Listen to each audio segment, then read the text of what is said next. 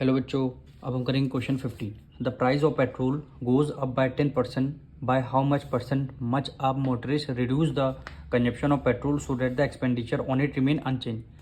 क्या कह रहा है, पेट्रोल के जो प्राइस हैं 10% से इंक्रीज़ हुए हैं और जो मोटरिस्ट है यानी जो ड्राइवर है, ड्राइव करने वाला, वो कितना रिड्यूस करेगा कंजप्शन ऑफ पेट्रोल का, यानी कितना पेट्रोल का कंजप्शन रिड्यूस करेगा जो उसके एक्सपेंडिचर पे कोई इम्पैक्ट नहीं पड़ेगा। यानी उसका एक्सपेंडिचर क्या रहेगा, सेम रहेगा, एक्सपेंडिचर ना इंक्रीज होगा ना डिक्रीज होगा, लेकिन उसका कंजप्शन कितने परसेंट वो कंजप्शन रिड्यूस करेगा प्राइस का पेट्रोल बढ़ने पर।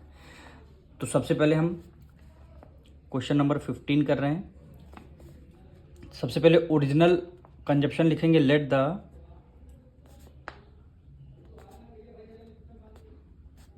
ओरिजिनल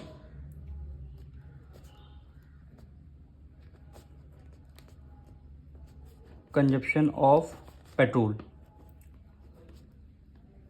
यानी जो जब 10% इंक्रीज हुआ उससे पहले का पेट्रोल का प्राइस कितना था, 100%।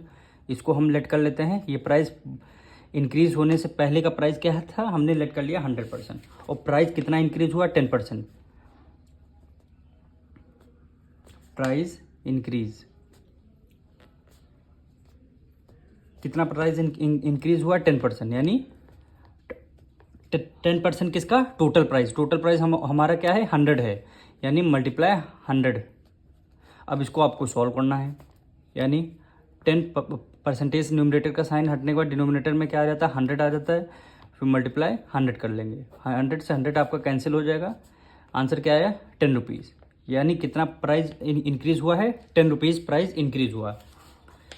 अब न्यू कंजप्शन कितना आ जाएगा, क्योंकि जब प्राइस आपका इंक्रीज़ हुआ है तो कंजप्शन भी आपका इंक्रीज़ हुआ होगा। तो पहले कितना था, 100 था, अब 10% इंक्रीज़ हुआ, यानी 10 रुपीज़ इंक्रीज़ हुआ है। तो न्यू कंजप्शन कितना आएगा, 110 रुपीज़। कितना आएगा, 110 रुपीज़।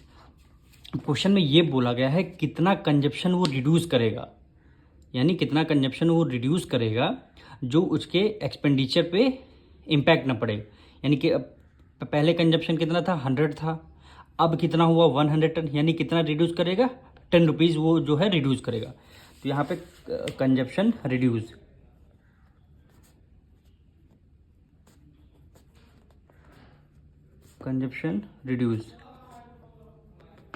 कंजप्शन रिड्यूस पहले कितना था, यानी अब कितना है ये बताइए। अब है 110%, 110, और पहले कितना था, 100। यानी कितना रिड्यूस करना पड़ेगा, रुपीज़ 10 रुपीज़ हमें क्या करना पड़ेगा, रिड्यूस करना पड़ेगा। अब इसी कितना रिड्यूस करना पड़ेगा, इसी का परसेंटेज आपको बताना है।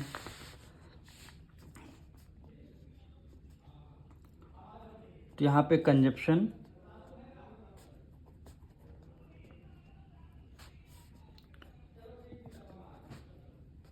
रिड्यूस परसेंटेज कितना होगा, कितना आपका रिड्यूस हुआ है, यानी 10% आपका रिड्यूस हुआ है।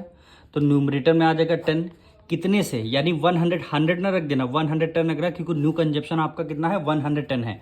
तो डिनोमिनेटर में 110 रखें, क्योंकि जो नया कंजप्शन इंक्रीज हुआ उसमें से कितना हम कम कर देंगे, जो आपका कंजप्शन एक्सपेंडिचर सेम रहेगा।